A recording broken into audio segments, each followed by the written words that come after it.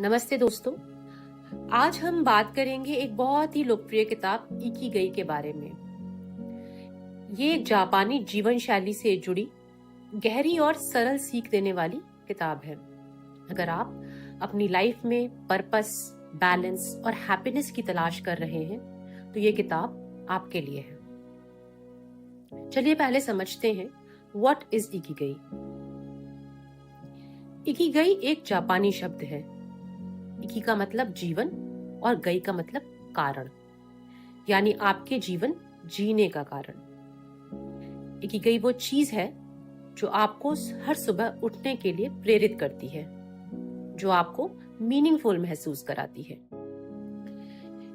Ikigai के 4 elements होते हैं और इन 4 एलिमेंट्स के इंटरसेक्शन पे आप अपनी इकिगाई को ढूंढ सकते हैं। वो 4 एलिमेंट्स क्या हैं? पहला, What you love, आपको क्या पसंद है। दूसरा, What you are good at, आप किन कामों में अच्छे हैं। तीसरा, What the world needs, इनमें से किन कामों की दुनिया को जरूरत है।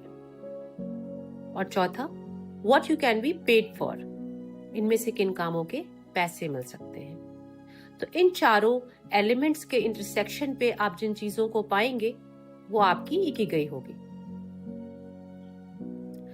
इस किताब में लेखक ने ओकिनावा जापान के लोगों का भी जिक्र किया है।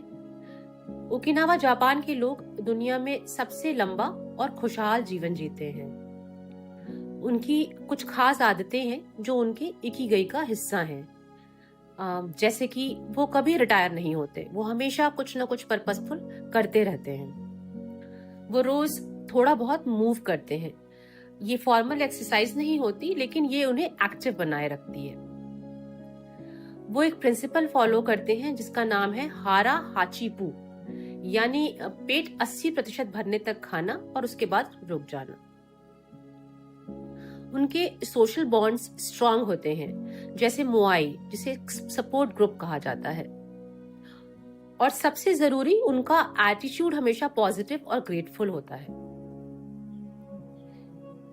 इकिगाई का एक और अहम हिस्सा है जिसे कहते हैं फ्लो।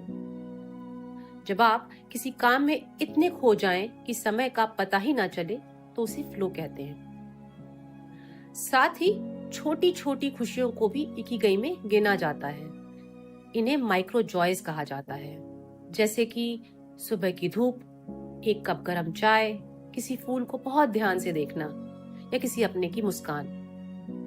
ये छोटी चीजें भी आपके जीवन को अर्थ देती हैं। इकिगाई कोई एक बड़ा गोल नहीं है, ये आपकी रोजमर्रा की छोटी छोटी मीनिंगफुल एक्टिविटीज में छिपा होता है। इसका मतलब है पर्पसफुल, एक्टिव और कनेक्टेड जीवन। तो दोस्तों, अपना इकिगाई ढूंढिए और उससे हमेशा जुड़े रहिए। अगर आपको ये समरी पसंद आई हो तो प्लीज इसे लाइक, शेयर और सब्सक्राइब करिए। कमेंट में जरूर बताइए आपकी इकिगाई क्या है, और ये भी बताइए कि अगला वीडियो आप किस किताब पर सुनना चाहेंगे।